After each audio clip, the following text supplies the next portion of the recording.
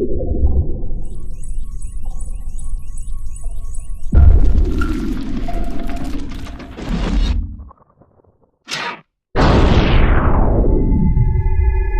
today's video, we're going to be talking about torque.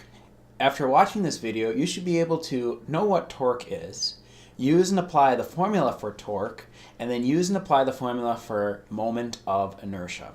So let's get right into the lesson. Just a quick review of Newton's first law. Remember, Newton's first law says an object at rest stays at rest, an object in motion stays at motion unless acted upon by a unbalanced force. And so for something to undergo rotational motion, an unbalanced force has to be applied to the object. Okay, to basically make something to start moving in a rotational motion, an unbalanced force has to be applied. And then unbalanced force is torque. Okay, and that's the name of it. It's called torque. Torque is created by a force basically causing an object to rotate about its axis. Okay? So there's a formula for torque. The formula for torque is d times f times sine theta. Okay, so d stands for the distance from the axis of rotation.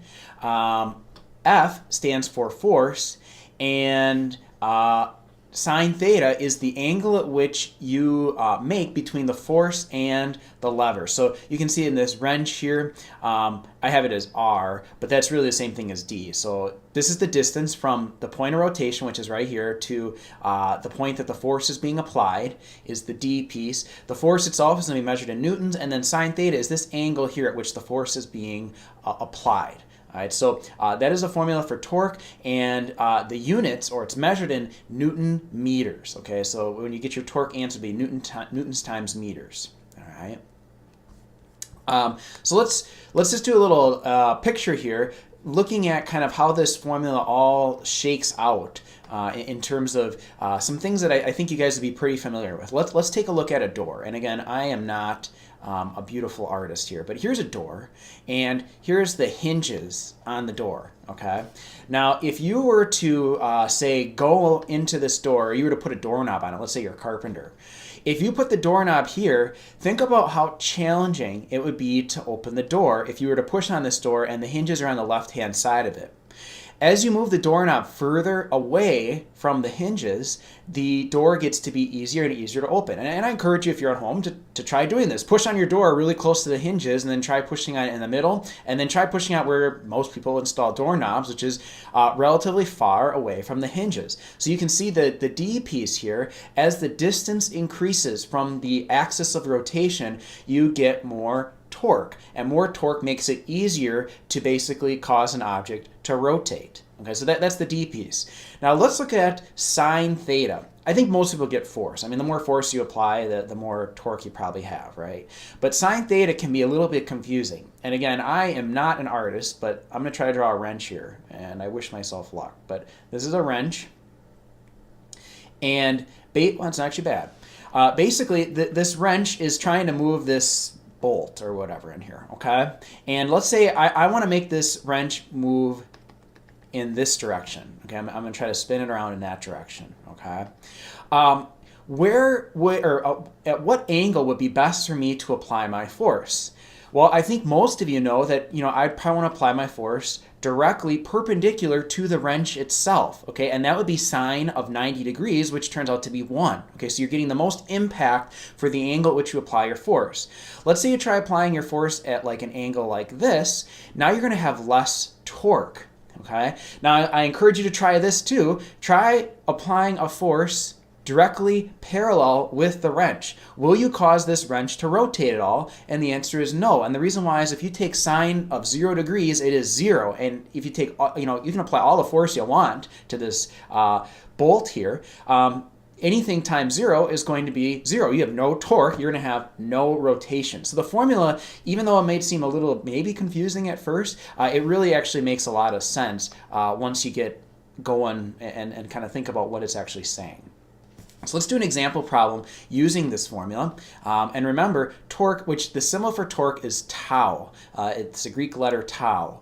So torque equals force times distance times sine theta. And you can kind of put it in whatever order you want. So if you want to put distance first or force first or sine theta first, it doesn't really matter. It all comes out to be the same.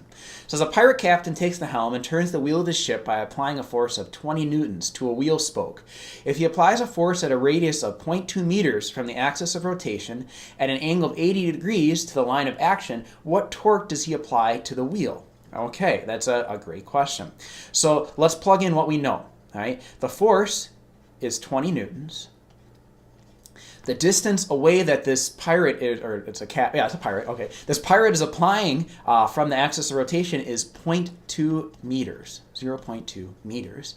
And the angle at which the action is being applied is at an angle of sine 80 degrees, okay? And if you plug all that into your calculator, you should get a torque of about 3.9 Newton meters. Right? And that would be the torque that this pirate captain is applying to this wheel. Okay, so there's an example of kind of how you can, use the formula.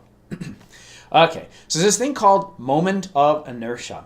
And moment of inertia is basically the resistance to rotation. The thing that's going to resist rotation is called moment of inertia. And it's represented by the symbol I. Now, I wish I could give you just a straight up simple formula for moment of inertia, but there really isn't one. You're going to want to check page 206 of your book, and basically there's different formulas for different objects, for disks, for spheres, for all sorts of different things. There's different formulas. So I can't really just give you one formula that you can use constantly. You're going to have to check it out. On a quiz or a test, I probably would maybe give you the moment of inertia formula so that it's not like you're memorizing, all 10 of them or whatever there is there. Okay, but for homework assignments and that type of thing, I would expect you to be able to look at a page in your book and figure out what shape that object is. All right, moving on along. So I want to kind of compare Newton's second law to Newton's second law to translational motion and rotational motion. This is Newton's second law as we know it. F net equals m times a. In terms of rotational motion, its torque, the net torque, is equal to I, which is what we just learned about, the moment of inertia, times the angular acceleration, which is alpha, angular acceleration, which was in the previous lesson. All right. So just kind of to quickly go through the analogs of basically, how do these two formulas relate to each other? And I'll just write this up here. In translational versus rotational, the force is represented by F, and the equivalent of that in rotational motion is tau, which is torque. Okay.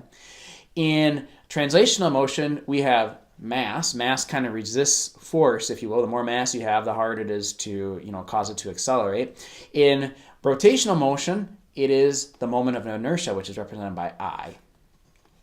In translational motion, we have acceleration, which is just A. In rotational, it is alpha.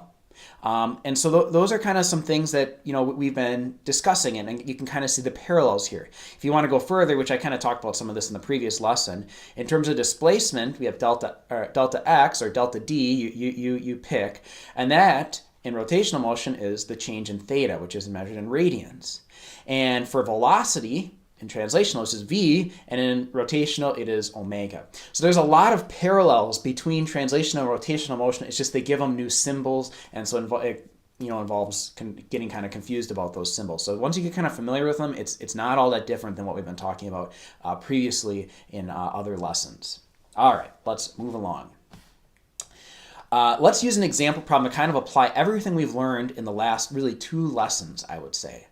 It says a solid steel wheel has a mass of 15 kilograms and a diameter of 0.44 meters. It starts at rest, and you want it to rotate at 8 revolutions per second in 15 seconds. What torque has to be applied to this wheel to cause this to happen?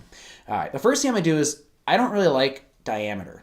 So I want to change that to a radius. So the diameter equals 0.44 meters. If I cut that in half, I get a radius of 0.22 meters. So I just took that number and divided by 2. And it's just basically all our formulas involve radiuses, and so I'm going to change that right from the get-go. I also know the mass is 15 kilograms. So I'll write that down there also.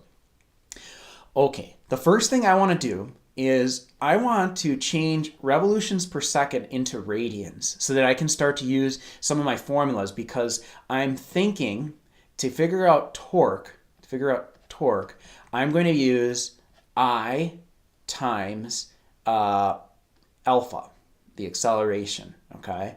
So I'm going to first try to get the acceleration. And to get the acceleration, I need to change this velocity into radians, okay? So 8 revolutions per second. Basically, 1 revolution is 2 pi radians, okay? And so if you do that math, you would get a omega, or a velocity, of basically 50.3 rads per second, okay? Now, that's not the acceleration, right? This is just my velocity. My angular velocity is 50.3 radians per second. To get the acceleration, I need to divide this by the amount of time that it takes to reach this speed. And it says that it starts at rest, and then eventually after 15 seconds, it reaches this speed. So basically, my initial angular velocity is 0, and my final angular velocity is 50.3 radians per second. And so I'm going to divide this by the time it took to get to this speed, so that's 15 seconds. That's given to me in the problem. And if you do that, this will give me 3.35 rads per second squared. And that's my alpha, okay? Alpha equals this. Okay, and so now I've got this piece of the formula. Let me change colors here to get to something that we can kind of keep things separate. So how do I get the moment of inertia? Well, if I look up in my book, I find out that a steel wheel is basically, or a wheel is kind of like a disc, and the formula for a moment of inertia for a disc is I equals 1/2 mr squared. Okay, 1/2 mr squared. And so I know that my mass is 15 kilograms. It's given to me in the problem. And my r squared, I already calculated. The radius is 0.22 meters. So I have 15 times 0.22 squared times 1/2. And if you do that, you get a moment of inertia of 0.36 kilograms per meters squared, okay? So now I know my alpha, I know my moment of inertia. I can basically take 3.35, which is my angular acceleration, times my moment of inertia, which is 0.36, and if you do all that, and I'm just frankly running out of space, so I'm going to write on my head here, I get a net torque of 1.2 Newton meters. Okay, a torque of 1.2 Newton meters. And that would be my answer. That would be the necessary torque to basically make this steel disc start to rotate at 8 revolutions per second in 15 seconds. That takes care of this video. I will see you guys next time.